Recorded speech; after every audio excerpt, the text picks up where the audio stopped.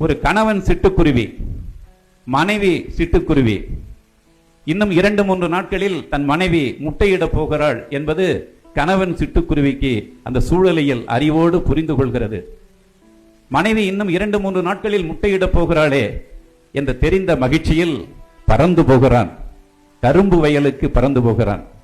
அங்கே வெள்ளை வெளியேறென்று பூக்கள் பூத்து வைத்திருக்கிற அந்த கரும்பு வயலுக்கு போய் அந்த சின்ன சின்ன கோதுகள் இருக்கும் இல்லையா, அந்த பூக்களில் அவற்றையெல்லாம் கோதி கோதி கோதி கொண்டு வந்து தன் மனைவி அமர்ந்திருக்கிற இடத்தில் ஒரு கரம்பு, வெறும் கட்டாந்தரை, அதிலே ஒரு சிறு பள்ளம் தேடி அதிலே அந்த கரும்பு பூக்களுடைய கோதுகளை எல்லாம் வட்ட வட்டமாக மெல்ல அடுக்கி வைத்து, என் அன்பான மனைவியே, மெத்து மெத்து என்று நான் உருவாக்கி வைத்திருக்கிற இந்த இடத்தில் அமர்ந்து நீ முட்டைகள் இட்டு அதன் மீது உன் அடிவயற்றின் இளஞ்சூட்டால் அபயம் காத்து நம் குழந்தைகளை பெற்று கொடு என்று சொல்லுகிற அந்த கரம்பில், வெறும் கட்டாந்தரையில் ஒரு சிறு பள்ளத்தில் அந்த கரும்பு பூக்களால் செய்த அந்த இடத்தில் தன் மனைவியை அமர வைத்து முட்டைகள் இடுகிற அந்த இடத்திற்கு சங்க இலக்கிய புலவன் சொல்கிறான், ஈனில் என்கிறான்.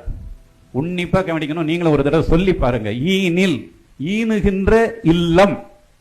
என்ன உள்ளம் பாருங்க. ஒரு குருவி அது ஒரு கட்டாந்தரையில் ஒரு பள்ளத்தில் முட்டையிடுகிற இடத்தை இல்லம் என்று சொல்லுவதற்கு எத்தகைய அனைத்து உயிர்களையும் சமமாக நினைக்கின்ற உள்ளம் என் சங்க இலக்கிய புலவனிடம் இருந்திருக்கிறது.